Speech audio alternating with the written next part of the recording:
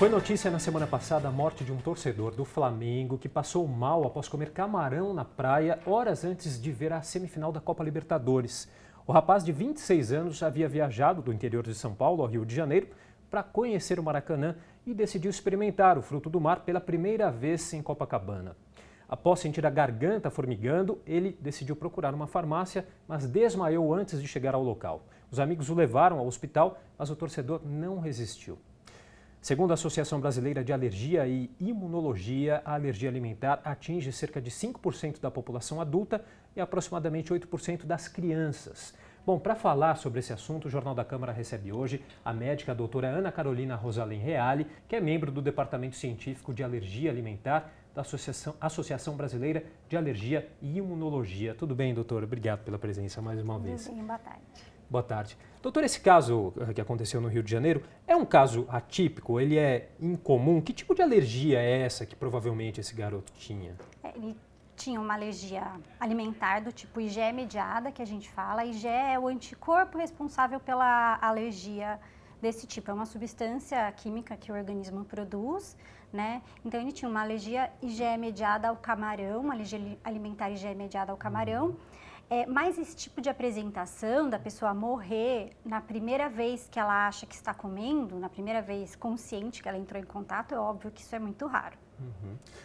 E que tipos de alimentos estão mais sujeitos a alergias? A gente tem 8 alimentos que são responsáveis por aproximadamente 90% das reações. Entre eles, leite, ovo, soja, trigo, amendoim, castanha, peixes e frutos do mar. Frutos do mar entram, né, os moluscos e os crustáceos entram nesse grupo junto, castanhas, todas as castanhas. Então, esses 8 que a gente chama, 90% das reações, mas atualmente não se pode dizer que nenhum alimento não é possível que se cause alergia. Então, sim, qualquer um potencialmente pode ser.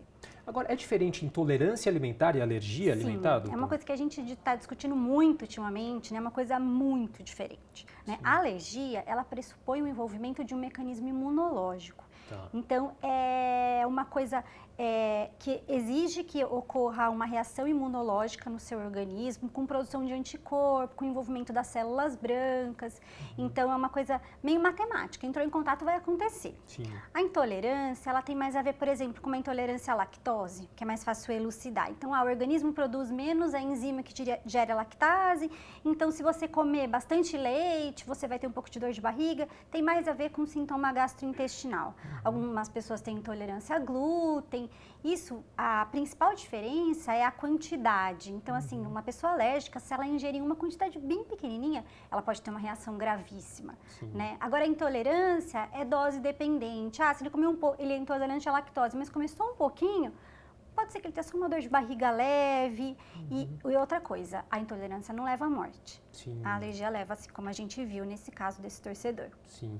Agora, as pessoas normalmente descobrem que têm uma alergia alimentar tendo contato com esses alimentos? Ou há algum tipo de exame que é indicado, algum tipo de exame preventivo para já saber de antemão dessa alergia? Infeliz ou felizmente, a gente só descobre comendo. Sim.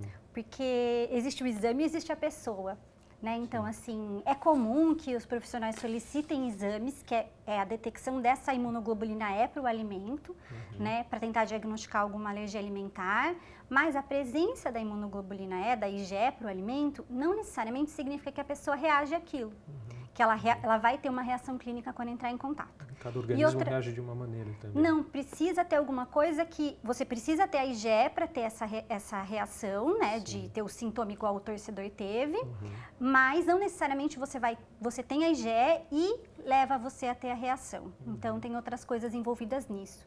E tem alguns tipos de alergias alimentares que não tem a IgE envolvida, então é um pouco mais complexo. Mas, resumindo, não tem como descobrir se você tem alguma alergia. Quero descobrir se eu tenho alguma alergia alimentar. Sim. Não tem como.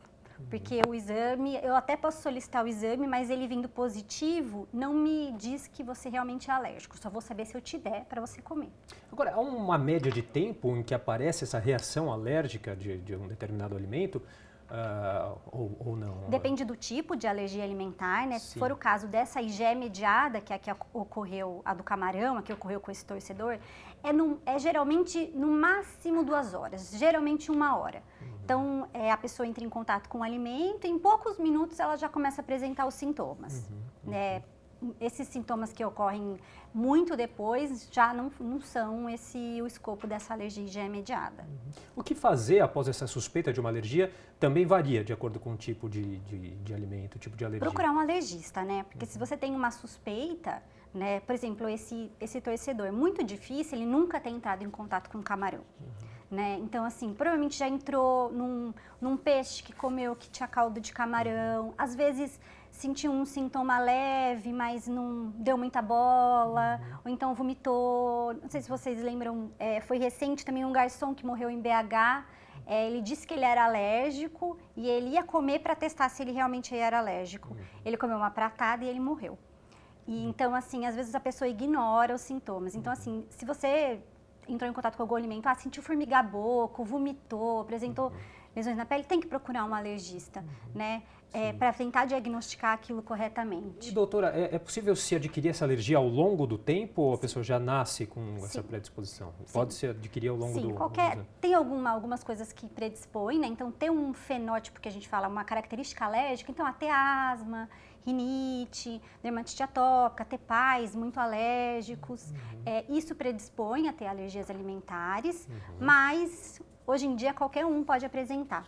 Tem alguns alimentos que têm mais a ver com idade também, né? Então, assim, é difícil um adulto desenvolver uma alergia a leite, por exemplo, que é muito mais comum na infância. Então, isso também varia. E existe tratamento, doutora, para esses tipos de alergia? Infelizmente, atualmente a gente não tem tratamento. Dependendo do alimento, a gente sabe, né, por estudos, qual é a história natural dele, geralmente. Então, a gente sabe que a alergia a leite, ovo, geralmente até a adolescência elas curam. Então, o indivíduo se torna tolerante e consegue voltar a comer o alimento. Já a alergia a peixe, frutos do mar, amendoim, castanhas, que geralmente também começam numa idade mais avançada, um escolar, adolescente, adulto, essas geralmente elas não curam e o indivíduo vai levar para a vida toda. Tá certo. Queria agradecer então a participação da doutora Ana Carolina Rosalim Reale, que é membro do Departamento Científico de Alergia Alimentar da Associação Brasileira de Alergia e Imunologia, conversando com a gente hoje sobre as alergias alimentares. Obrigado, doutora. Por nada.